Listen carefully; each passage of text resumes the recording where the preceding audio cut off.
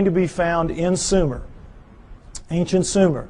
Modern day Iraq, Tigris-Euphrates River, Zagros Mountains, the Fertile Crescent. And the Sumerians are the first great culture that we know to come out of the Stone Age. At around 6,000 years ago, they appear full-blown, boop, everything. Over 100 of the first that we attribute to a high culture the Sumerians produced. Now, logic would tell you, and certainly the Darwinian paradigm of simplicity leading to ever more complexity would tell you that the first culture out of the Stone Age is going to come crawling out of the caves on bloody hands and knees. Are they not? But no. These guys come sailing out and start building beautiful cities and have education and law and everything. Next slide, please. They had the first great cities, the first great city centers, the first high-rise buildings, the first walls, the first roads, the first wheeled vehicles, the first ocean-going vessels, geniuses with water, first agriculture, first animal husbandry, first laws, first court systems, first literature. You name it. They had it. Well, everything except cable TV, maybe. I mean, they had it. They were great. They were a fantastic culture. And the Egyptians, Greeks, and Romans come from their culture. Those cultures developed from what passes down from the Sumerians, or at least out from the Sumerians, I believe. Okay? So, one of the many things they had at first was writing. Now, this is what we're all taught. We're taught nothing about the Sumerians except that they invented writing. Again, they appear, boop, invent writing, boop, disappear, and that's it. History forgets about them. You never hear what they wrote. You never hear what they wrote. And you never hear how sophisticated they were because, again, it doesn't fit that paradigm. It's easier to just start with the Egyptians, Greeks, and Romans and move on from there. Okay? What they had to say, next slide, in their writings, their writing, by the way, was cuneiform, very sophisticated math-based writing. And by the way, their mathematical system, called sexagesimal, based on the number 60, is better than ours for using very small numbers and very large numbers. And they kept time around the great year, 26,000 years. How'd they figure that out? Among other things. But in their writings, most of it is like these little hand things where it's just bills of lading. I sell you this. I'm buying that from you. It's like our paperwork. But they have a lot of them, about 5,000 of the 100,000 or more that we have, that have to do with stories of their cosmology, their cosmogony, their history, where we came from, how the solar system formed and all that. And that's what we're going to go over, what they had to say. Where did it come from? Well, originally when these things were being translated in the late 1800s, early 1900s, when the translators would read what they'd have to say, it was like, oh, come on, forget about it. Put them in the myth. These are myths. They have to be myth. It can't be true. And they put it in the myth pile, which Alan was talking about, myth. So, Zechariah Sitchin, a man named Zechariah Sitchin in the 1950s gets the idea, wait a minute, how does the first culture get a myth? Who hands it to them? Good question. Why didn't anybody else think of that? So, he assumes it has to be a history. They have to be telling a history, which then later gets distorted perhaps as myth by later cultures, but the first one's got to be a history. So he goes into the myth pile with that attitude and comes out with 8 books at this point called the Earth Chronicles series, which I use as the basis for a lot of what you're going to see here now for a while. Okay, we're going to go over what the Sumerians had to say, boiled down. Part 4 of my book is basically the cliff notes to Sitchin's work. Any of you that have tried to read it, you know it's a slog at points. Okay, I tried to make it as easy as I could so at least you have the cliff notes to go in and try it again. All right, next slide. Here's what they say, that originally as the solar system was forming, there was the Sun, Mercury, Venus, Mars, and a big planet called Tiamat, right where the asteroid belt is now. And if you know about Bode's law, there's supposed to be planets at certain places of a certain size, and it all fits reasonably well except for the asteroid belt where there should be a planet, and there isn't. But there was Tiamat then, Jupiter, Saturn, Pluto as a moon of Saturn, Uranus, Neptune, and into that forming solar system at around 4 billion years ago, which we extrapolate and assume because all of them were still very plasmid, still very much lava-ish, able to pull moons out of themselves, and we know that the solar system formed at around 4.6 billion years ago, so at around 4 billion years ago would have been the time approximately when this would have happened. Okay, Nibiru comes in, and as it's a stray planet like the one we saw a few months ago being slung out of the binary star system on the news. We all saw that. Probably something like that. It's captured by the gravitational pull of the large outer planets, swung around the sun, captured by the sun, and is caught in an elliptical orbit like a comet, moving clockwise as opposed to the counterclockwise circles of the other planets. Well, as you can see, there's the capacity for real problems here with one going one way and one going the other. And in the second time around, Nibiru collides head-on with Tiamat at planetary speeds. This is a collision. Okay? Next slide. This whole thing now is described in the great Sumerian epic of creation called the Enuma Elish, which is 6 tablets of action, 1 tablet of summation, which is taken to be by many people the basis for the 6 days of creation and the 1 day of rest.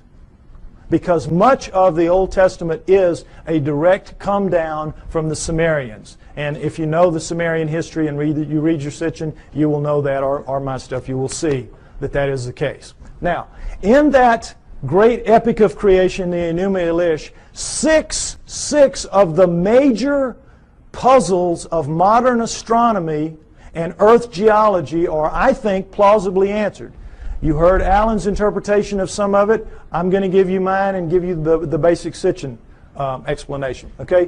What they say is that in the collision, Nibiru slams into Tiamat. It is a little more held together. It's older, and so it is coalesced more. It holds together. Tiamat is shattered in two, blown apart, torn in half. And that the lighter outer crust, the crust with the water on it, is scattered in all directions. Boom. Just an explosion, the lighter crust, and goes off with the water. Now, one of the great mysteries of modern-day astronomy is comets. Comets make no sense for this reason. They come from all over the place. In a linear universe, when, you know, the great ball of a primordial cloud of dust and gas swirling around flattens out into a pancake to make the solar system, that's the ecliptic. Everything formed in the ecliptic should be in the ecliptic. Nothing should be out of the ecliptic, and yet comets come from all over the place. So they had to be removed out to where they are some kind of way, but we don't have any idea. So they come up with this fantastic thing called the Oort cloud, which is so far away you can't imagine. The Oort cloud is one of the biggest jokes out there. And that's how they explain comets, because they can't explain them any other way. But the problem with comets is they have water in them.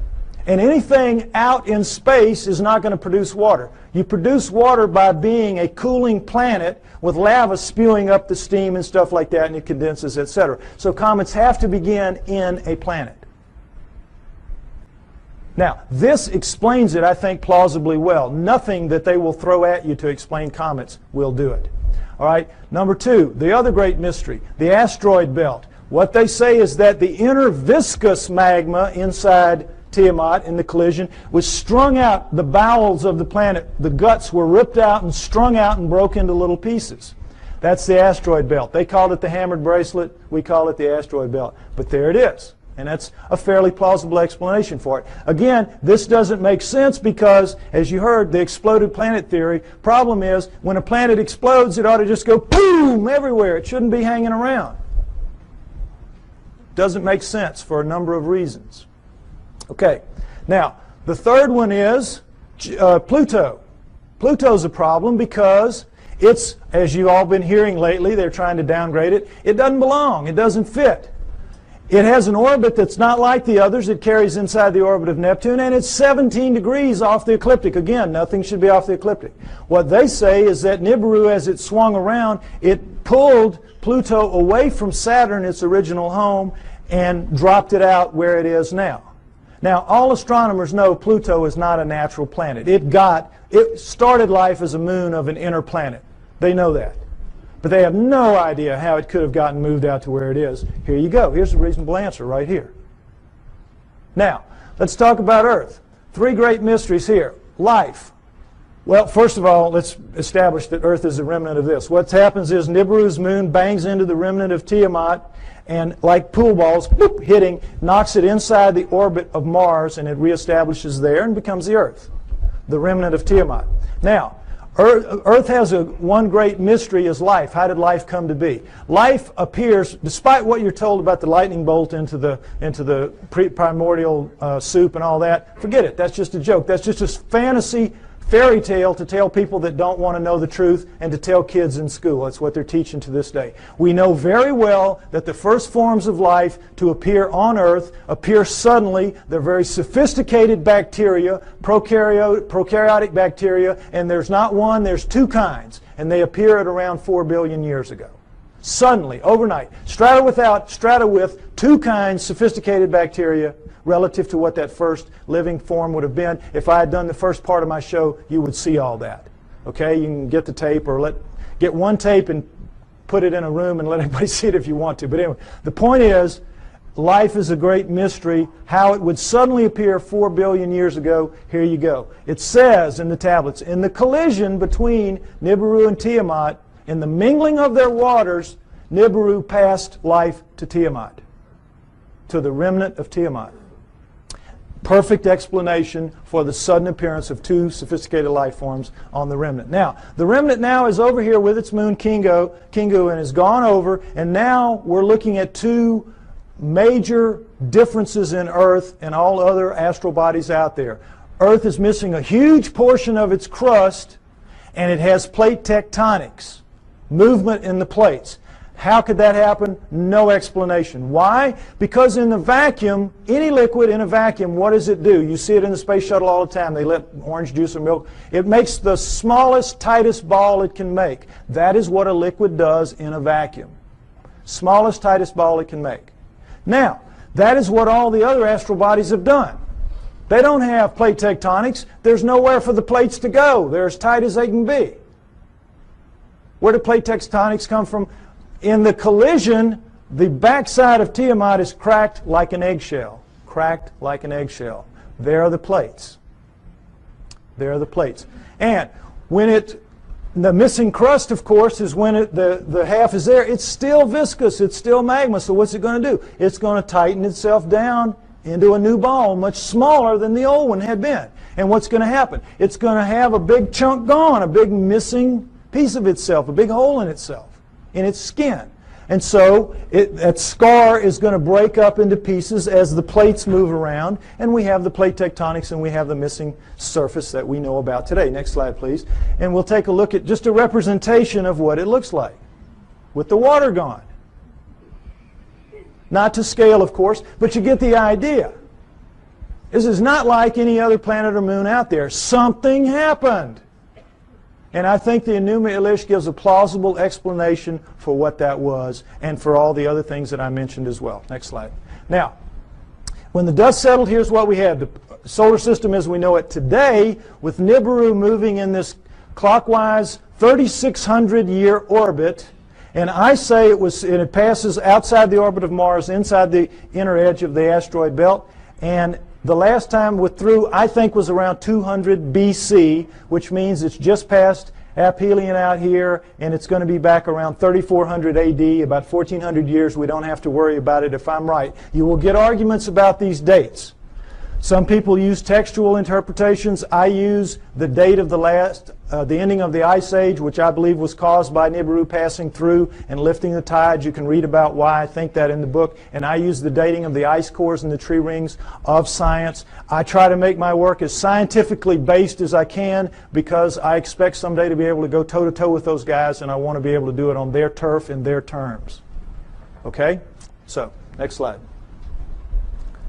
All right. This is some of the proof for that story that you've just heard, and it starts with cylinder seals. And I just want you to see what a cylinder seal is. There are about 5,000 of these that we have. They were their printing press. It was just a thing they would roll out on the clay to leave little pictures like this. Now, when they had a story to tell, they told it in the tablets like you saw. But when they had an event that everybody would know the event, like I showed you that cartoon, and everybody here, we all knew in a very small space that was talking about millions of words and thousands of volumes about evolution. Am I right? We all knew. Well, they would all know this was the story of the time the gods or whoever gave the water to the water buffalo or whatever. The point is, notice the fine detail in the best of the cylinder seals, and then realize that these are basically 2 to 3 inches high. They're like big spools of thread. made out of precious and semi-precious stone, carved in a circular format so that they roll out flat and three-dimensionally.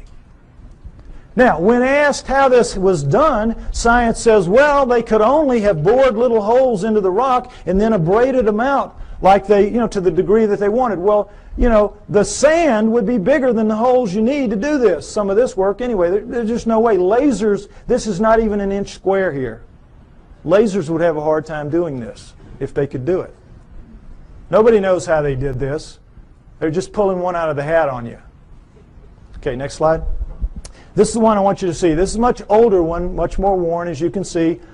4,500 years, 4,500 years, 2,500 BC. It's called it's VA 243. It's in a museum in Berlin. It's well dated. And it's called the Granting of the Plow. This is a seated God. See him in his chair with a plow in his hand. And this is a standing God, and this is a human. How do we know they're gods? Because they have horns on their helmets. Horns on their helmets. Notice the horns. This is how you signify gods, or they did anyway, the Sumerians did on their cylinder seals. And I want you to pay special attention to this because later at the banquet we might see a real live Anunnaki helmet. We might see that. Okay, now, normally they would put astronomical signs up here to indicate who the god was because not everybody would know. But in this one, obviously, everybody knew. And as you can see, this the human is carrying this kind of skunky old digging stick that the most primitive people have, even to this day. And this new wooden plow here, 4,500 years ago, we can go to Egypt today and see this very plow, and in many other third world countries still being used, this very plow. Okay, so no question it's the granting of the plow. But this is what makes this special right here. Let's see a blow-up of that. What is this? Solar system, right. Sun, Mercury, Venus, Earth, in their relative sizes, mind you. Earth, Moon, think how small that is. What grain of sand dug that out? Mars, and then, what should be here? This should be the asteroid belt. This is Nibiru, folks. Nibiru. Jupiter, Saturn, Pluto as a moon of Saturn, Uranus, Neptune. Notice that it's only a little bit bigger than Uranus, Neptune. It's about 3 times bigger than Earth. Nibiru is a good-sized planet. Good-sized planet, according to this. Okay? Now, again, what proof do we have of any of this? Let's take some look. Let's take a look at this. All right. Here's a look at the solar system that you don't get to very often. And did it occur to any of you that we were looking at a cylinder seal carved at 4,500 years ago that had Uranus in it that we only discovered in 1781 when our telescopes got good enough to see it? It had Neptune when we discovered in 1846 when our telescopes got good enough to see it, and Pluto, which we discovered in 1930 when our mathematicians got good enough to tell our astronomers where to look for the thing because it was so small. What are the Sumerians doing knowing about that? Furthermore, what are they doing writing in one of their tablets that if you look at these two, Uranus and Neptune, in the heavens, meaning right out on them, they look like blue-green watery twins? When we didn't find that out, we thought they were just big old gas bags like Jupiter and Saturn until Voyager went out there in 86 and 89 and found that, lo and behold, they really are blue-green watery twins. What the Sumerians said 4,500 years ago. Furthermore, they didn't count the way we do. Earth was not the third rock from the sun for them. It was number 7. So that means they were counting from out here and they were putting Pluto in its correct place. What are they doing with all that knowledge? Well, they make no bones about it. They say everything that we know, everything that we are, everything that we have comes from the people living on Nibiru. The people living on Nibiru came to Earth and gave us everything that we have, everything that we know, our great culture. Now, what's the proof of that? Is there any proof that any ancient advanced civilization was ever on Earth at any point in the dim or distant past? Yes, yes. The megalithic structures out there, the pyramids, Tiwanaku, Baalbek, Teotihuacan, Stonehenge, you name it. A couple of dozen of them. All of those are impossible for human beings to recreate today. And yet we are told in another one of these great fantasies that they were somehow created by people in ancient times, ancient Egyptians or ancient Sumerians or anybody. Somehow or other they did it. And it's just absolute malarkey. Impossible. Now, next slide. Some Egyptian scholars tried to prove it by getting down in with some pink granite here and wailing away with some stones for a few hours and tore their hands up and walked out of there saying, well, you know, we couldn't make much of a dent in it, but boy, you know, those old folks, they sure had a lot of time on their hands, and somehow they figured out a way to do it. Wouldn't give an inch after this. Wouldn't give an inch. It's ridiculous. Now, here's the stone they're working on. Next slide. Some of you may have seen this. This is an ancient 1,170-ton obelisk lies unfinished at the Aswan quarry. A crack rendered the stone unusable. It's pink granite. They were making it into an obelisk like the one you saw in Alan's slides. Okay? It's about 100 feet long. It's about 12 feet wide, 12 feet deep on the side. Imagine the Washington Monument, just squared off. And it's pretty much done. But now let's move this from the Stone Age. Let's move it through the age of copper, because copper wouldn't make a dent in that. And let's move it into the Bronze Age. Bronze will chip on it. Bronze will take a little bit of it out. Now, let's put our bronze chisels or hatchets or whatever in the hands of some guys and get them down in this crack and put them to work. How do you think you're going to fare in there? Pretty tight fit. Plastic Man might have a tough time up in there. But the point is, they've got it pretty much done. They're working on the spire here. When they break it, you know how it works. You press here, you get this. Well, look, does this look like somebody chipping away with a little hand? No. This looks like a belt sander taking pieces out the size of the chair you're sitting on. Huge chunks of pink granite, one of the hardest stones in the world, just being ripped out. And they press too hard with whatever machine they've got here, and you know your physics. You get stress back here, and they popped it. They broke it.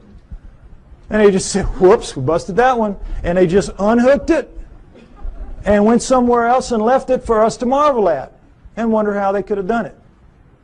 But now let's go ahead and say they didn't bust it and they finished it. These primitive people now who managed somehow to do this. They finished it. It's ready to go. The hole, by the way, is about 15 feet deep. That's the top of it up there. But still, what's the first thing they've got to do? Somebody's got to draw straws to get down there with his hatchet and cut it loose from the bottom. Now, who's going to do that with 1,100 tons sitting on top of him? We could not get our best diamond-tipped blades to cut through underneath this thing. The weight would stop the blade. We could not, the operative word here is impossible. We could not get this out of here. And yet they did it time and time and time again. To lift it out, just if we could somehow cut it loose, we would have to take a dozen of our largest movable cranes to wring that hole just to get it up. You're being lied to, folks. That's the main thing you got to understand. You're being lied to. It's absolutely impossible for this one stone. This one stone proves that none of the megaliths were made by those people in that era. And this, again, is not the biggest one. They have them in Baalbek twice that big. Okay? Next slide. All right. What we're told is that the Anunnaki came to Earth for this, gold, mining gold. And that originally the story is they landed in ancient Sumer, but not 6,000 years ago, 400,000 years ago, 430,000 approximately to be exact. 400,000 years ago they land in modern-day Iraq, and they set up shop in the Tigris-Euphrates Valley, and they call their home away from home, their home away from Nibiru, the Eden.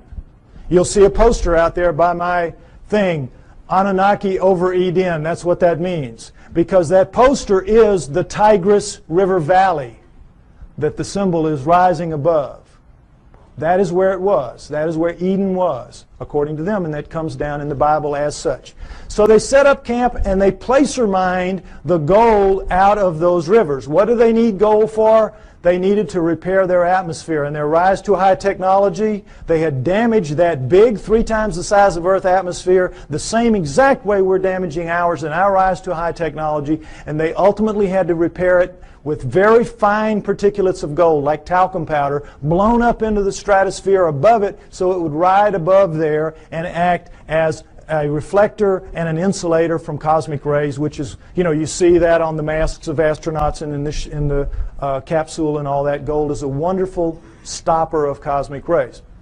So that's what they had to repair it with. It's what we will have to repair it with. We'll have to do exactly the same thing when the day comes for us to have to face up to what we're doing to our planet. Okay?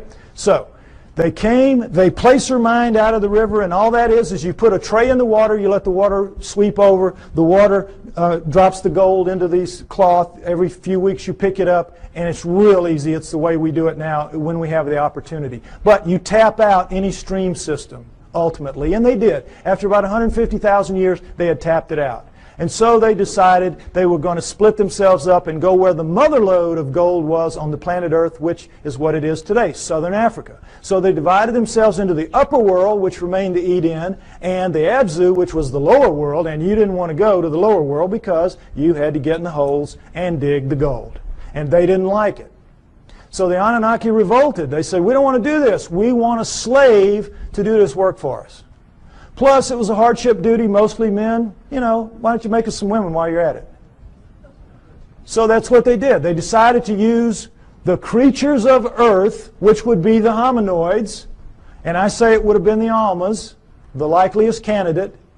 They took the creatures of Earth to get some of their genetic material to make the new slave better adapted physically to the planet than they were, but the slave would for the most part be like themselves. We shall make the Adamu, A-D-A-M-U, which comes down as Adam, and we shall make the Adamu in our own image after our own likeness, which comes down word for word. And that is what they did. They made their slave inferior models of themselves. That's us, folks. That's us. We're really inferior models of the Anunnaki. And as you saw in the cylinder seal, we look like them. We look like, in their own image after their own likeness. In all of the cylinder seals, we look just like them. We don't have the horns on our headgear. That's about it. We are them. That's why we're not adapted to this planet. That's why we're so obviously not a part of this planet. We have their bones. We don't have primate bones. We have their muscles. We don't have primate muscles. We have their skin. We don't have primate skin. We have their body pattern, their hair patterns on their body is ours. We have thickest on our front, thinnest on our back. Primates have thick on the back, thin on the front. We have their eyes, their poor night vision eyes. We have their foreheads. We have their brains. That's the key to this. We have their brains. That's why we're not like anything else on this planet. We are them. We are genetically engineered copies of them. Okay, next slide. Let's take a look at how that was done. Human body contains 100 trillion cells. There's a nucleus inside each human cell except red blood cells. Each nucleus contains 46 chromosomes arranged in 23 pairs. One chromosome of every pair is from each parent. The chromosomes are filled with tightly coiled strands of DNA. Genes are segments of DNA that contain instructions to make proteins, the building blocks of life. This is where genetic engineering takes place. Now, we're going to go over it lightly, but it's very important. I want you to understand these things that I'm going to tell you now. Okay, next slide. Don't worry about the details and how they do it. This is what they do. They can open up a cell, our genetic engineers can, our geneticists can. We can open up a cell, open up the nucleus, pull out strands of DNA, and in that strand, 98% of it will be what's called junk DNA. We don't know what it does. If it has a function, we don't know what it is. 2% will be what are called, prosaically enough, the working segments. They work. They do what they're supposed to do. They make the proteins. Now, if you cut in the junk above a working segment and in the junk below and remove it and have done the same with another strand of DNA over here, you can move anything into anything else. It can be animal into plant, plant into animal, fish into fowl. It does not matter because all living things at the most fundamental level are exactly alike. Understand that. We're all made of the same 4 base pairs, the same 20 amino acids. Everything's the same at the most basic level. It's like it's pop beads that are interchangeable. It is almost as if somebody designed it that way so they could just mix and match the parts and make anything they wanted. Isn't it? Something to think about. Okay, but the problem with it from an engineering standpoint is this. You're not cutting with a blade. These are not precise cuts. The blade would have to be a few molecules thick. You're cutting with chemicals. Chemicals. Now, the chemicals can cut pretty accurately, but mistakes are going to happen. Something's going to ooze out where it doesn't belong. Something's going to splash over it where it doesn't belong. Mistakes are going to happen. Inevitable. We know that. We make mistakes all the time. Another problem with genetic engineering is you don't know what you're going to get when you do this. You can't predict. You have to decide what you're going to do. You have to do it. You have to let it express, which is live, and see what you get, and then use that to determine what you do the next time. And of course, the great fear in genetic engineering is somebody's going to make a mistake and create the Andromeda strain that's going to kill us all. A legitimate concern. Although everybody's very careful, and I'm not too worried about it. But mistakes do happen because all of this is so incredibly microscopic. It's out of the nucleus of your cells, imagine how microscopic it is. But don't try to figure it out. I can't even figure it out. It's really complex. But they do it. Okay, understand that. Now, with that in mind, let's look at some of the proofs that I say indicate very clearly that we are, in fact, what the Sumerians say, a genetically engineered species by the Anunnaki. Next slide. Okay, here we go. The cerebral cortex is the deeply convoluted surface region of a brain that is most strongly linked to intelligence, lower right. It's the stained part out here. If you peel that off of the brain of a rat, it will cover a postage stamp. Peel it off of a monkey, it'll cover a postcard. Peel it off a chimp, it'll cover a sheet of typing paper. Peel it off of us, and it'll cover 4 sheets of typing paper. Now, you can see this is a transition. This is clearly a transformation. Now, there's some weird things about it. These guys are using all they've got. All they've got. We're using 1/2 of one page in a very different way than they are using what they have. 1/2 of one page. How do we know? We all know. We use about 10% of our brains. We know that from the studies done with idiot savants. You know that. And we know there are thousands of miles of neural network in our heads not being used. We don't know why. We don't know why. I'll tell you why. We shall make the atom who's strong but not too strong, smart but not too smart. They sealed it off genetically at the 10% mark or wherever it is. We don't know exactly where it is. But wherever it is, they sealed us off. You don't want your slave to be anywhere near as smart as you. You, in fact, want your slave to be so decidedly inferior to you that you never have to worry about treating it like a slave. So they engineered us to be really clever to ourselves, but for them, we were smart enough to talk, take instructions, act with a little bit of ingenuity and self-reliance. They could turn things over to us and kind of let us take over and do it. They gave us just enough to be wonderful in our own eyes, but be pond scum relative to them. It's what they did.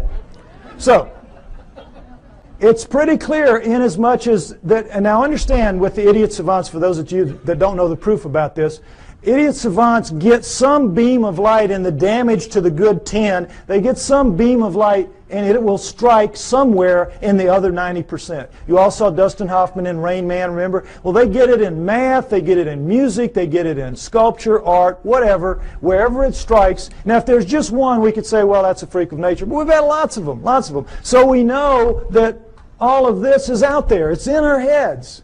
We just can't access it. We just can't use it. But if it wasn't in our heads, it wouldn't be in their heads. So we know that it happened. They have no idea how. Well, I say that the Anunnaki did it deliberately, and that makes sense to me. Next slide. Okay, mitochondrial DNA, late 1980s, you might remember this. In humans, over 99.99% of a cell's DNA is packed into the cell nucleus, with a small amount occurring outside the nucleus in small structures called mitochondria. That's these babies right here. They're about 16,000 base pairs long. Now, when you have a mixing and a mating, the DNA in the nucleus mixes. But with the mitochondrial DNA, it does not. Sperm doesn't have mitochondrial, eggs do. And so females pass it down intact generation after generation. Well, when this was figured out in the 70s, boy, the botanists and the geneticists said, great. Now we can go and find out if the split from the common ancestor was closer to 8 million years or closer to 5 million years. Remember that? We're going to now pin it down. It's going to be one or the other. We're going to figure it out. So they went out and they took the mitochondrial DNA of women all around the world, every race, every creed, every culture, every country, and they brought them back to the lab and they started working on them. And when the answers came in the late 1980s, it was not 8 million years ago. It wasn't 5 million years ago. It was way, way, way the heck down to 200 to 250,000 years ago, and that's all.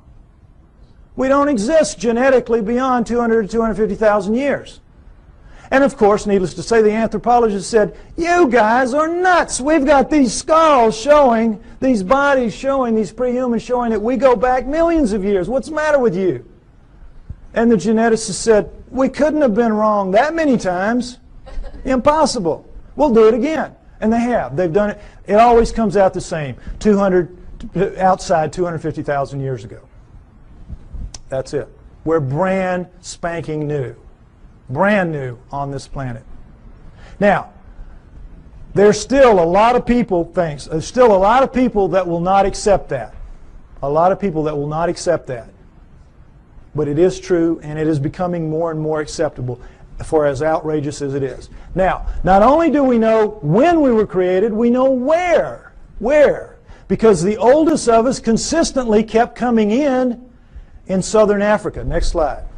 And in fact, the cover of Newsweek in 1987 showed that if in fact there was an Adam and Eve, they were black. They would have to have been black. But of course they knew the flack they were going to catch, in the South at least, so they made the blacks look as white as they could. This guy looks almost as white as OJ, doesn't he? But the point is, in trying to have it both ways, they caught it coming and going, because you can imagine the letters to the editor after this issue. But the point is, it tells the truth. The oldest of us do come from southern Africa, and we definitely are 200 to 250,000 years old. And guess what else? That is just what the Sumerians say about us. That the Anunnaki created us around 200 to 250,000 years ago in southern Africa to dig their gold. What a coincidence. What a coincidence. Okay, next slide. Okay, what happens when a creature is born in the wild severely screwed up physically? What happens to it? Dies, right? Parents will kill it. They will not put that defect into the gene pool. You're looking at the great exception. You're looking at 28 of our most severe genetic defects, but we have 4,000 and counting. 4,000 and counting. Now, we're only 200, 250,000 years old. We shouldn't have one. We've got 4,000 and counting. How did it happen? Cutting and splicing process mistakes. Cutting and splicing, oops, made a mistake. Cutting, splicing, oops, made a mistake. They don't care. They're making a slave. They're not going to fix the mistakes. What do they care if it's 1 in 100 dies from the problems? If it's 1 in 10, they don't care. They're making a mistake. They're making a slave. But they know the numbers, like we have found out the hard way. If you let the population propagate naturally, those numbers go way down for each person. Right now, as we sit here, we average about 50 of the 4,000, each of us. And we have a mating with our mate. If we share any of those 50, then each of our offspring will have a 1 in 4 chance of expressing it. That's why you'll get mongoloids in the best of families, mongoloids in the lowest of families, and all around the world. And that's what genetic defects are. In the wild, you will get 2-headed calves and 6-legged goats. That's a sperm-egg misconnect. That's not something that you see steadily on and on. A little gem like spina bifida, which is not going to let you live to adulthood, nor is it going to let you reproduce if you do. What's that doing in a gene pool? It was all put there, folks. Put there. No question. Next slide.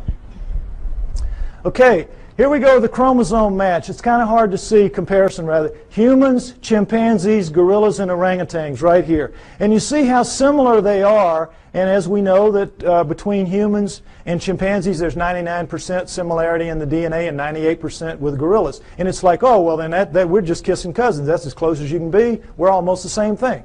Well, not really. Because we're talking about a 3 billion base pair genome. 1%, that's 30 million base pairs. That's a couple thousand strands of DNA. If you know what you're doing, that's a lot of change. But also understand that all higher animals, and never say this, share 50% and up. Squirrel, 50% and up. You see, so it isn't quite as astounding as it seems. But what we're looking at here is the Anunnaki have got themselves a real problem. And that problem is this.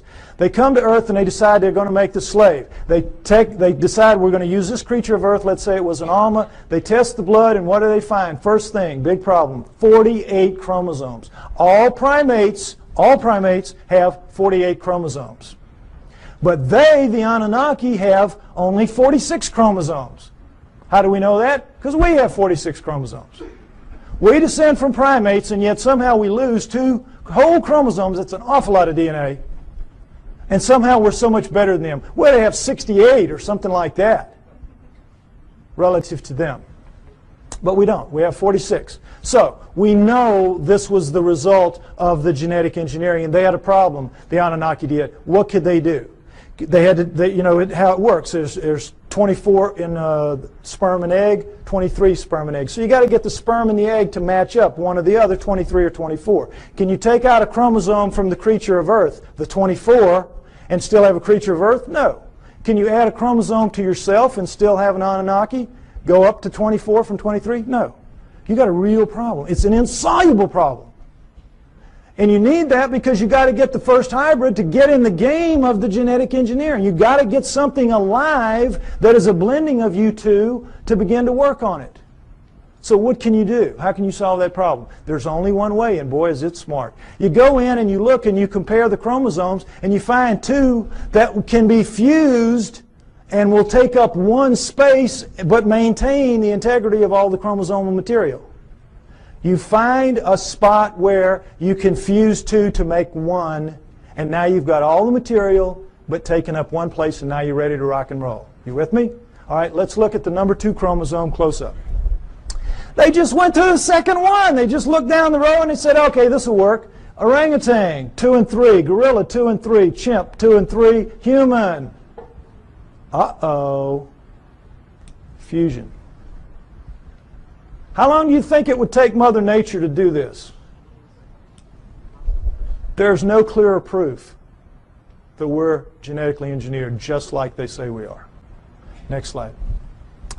And so, I think it's fair to say that everything we know is wrong, at least about human origins, that we were given life by the gods with a small g through the equivalent of a test tube, and that we were the hair-covered hominoids, and that our humanity emerged from that. Now this is where I normally end it, and they tell me I'm running out of time, so I want to get to the new thing that I want to share with you. Oh no, oh here it is. Because this is really exciting to me. On the 12th of this month, which was just recently, I received an email from a person who wants to remain anonymous, and this is what he said to me. He is a geneticist, a full-blown geneticist. And he says, "Dear Mr. Pi, I agree with your conclusions and will give you a few hints, if you wish, as a DNA deep throat. First, look up the huge discontinuities between man and the various apes for whole mitochondrial DNA, genes for the Rh factor, and human Y chromosomes, among others. Regarding number 3, the chromosomes, I refer you to K.D. Smith's 1987 study titled Repeated DNA Sequences of the Human Y Chromosome. It says most human Y chromosome sequences so far examined do not have homologs, which are similar sequences, on the Y chromosomes of other primates. Human female DNA does look somewhat ape-like, but not the male Y. This means that if we are a crossbred hybrid species, as you contend, meaning me, the cross had to be between a female ape-like creature, a creature of the earth, as the Sumerians said, and a male person from elsewhere, as I also contend." He goes on to say, "What the evolutionists do is find certain genes which look very similar between man and ape, then they make a tree of descent while ignoring those huge impassable abysses of difference elsewhere. Also, by certain methods of DNA dating, one can tell that numerous genes have been recently added to the human genome. If workers in my field were to say such things openly, we would be ostracized, as I also contend, and forced to live in a tent. Any work along these lines would be rejected without any form of appeal. So what can we do? Sincerely, DNA deep throat. Now,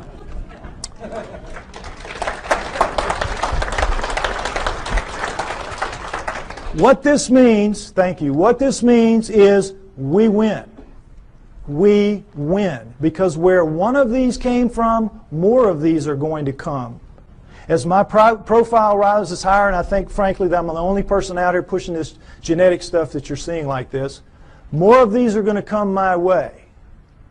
We're going to win. You've seen the evidence. Now, right now, we're getting our brains kicked out. We are getting our brains kicked out. That's why we're called the fringe. And the reason is we keep mounting these frontal attacks on the establishments. And every film that we produce, every photograph, every sighting, every testimony, every capture, every encounter that we have, and we throw at them with the best intentions. Our word is truth, is it not? Our word is, it's true. It's true. And their word is what? Liar. Liar. They dress it up. They say, well, you don't know what you're talking about. You don't know what you're seeing. You made a mistake. It was swamp gas, whatever. They're basically standing there and saying, you're just a bunch of liars. We're right and you're wrong. And because it is our word against their word, our word truth, their word liar, their word wins. Day in, day out, year after year. It's very frustrating, is it not? Boy, it just annoys the heck out of me. But what this means is we're going to win in the end. Why? Because the genes say so. The genes back us up. And right now, this is not a field that you're very familiar with. And I've worked very hard to make this very simplistic so you could understand at least the fundamentals, and it's the same in my book. You need to be aware of this is because this is the back door, kids. This is the back. We're not going to storm them from the front. We've been doing it for years. They know how to deal with us. Our word against them, we're going to lose. But in this instance, the genetic end of it, what is it? It's their word against them. It's their research against them. They're going to lose. We're going to beat them with the genetic evidence. We got to beat them. We will beat them. We know we're right. We know they're wrong. They know they're wrong. They know they're wrong. We just have to get mentally tough and accept that this is a war. This is a fight. This is not, gentlemen, Marquis de Queensberry rules. This is a dog fight. This is a knife fight. And you all have got to get out there and proselytize. You have to familiarize yourself with these basics at least. And instead of throwing things at them that are going to bounce off like BBs off a barn door,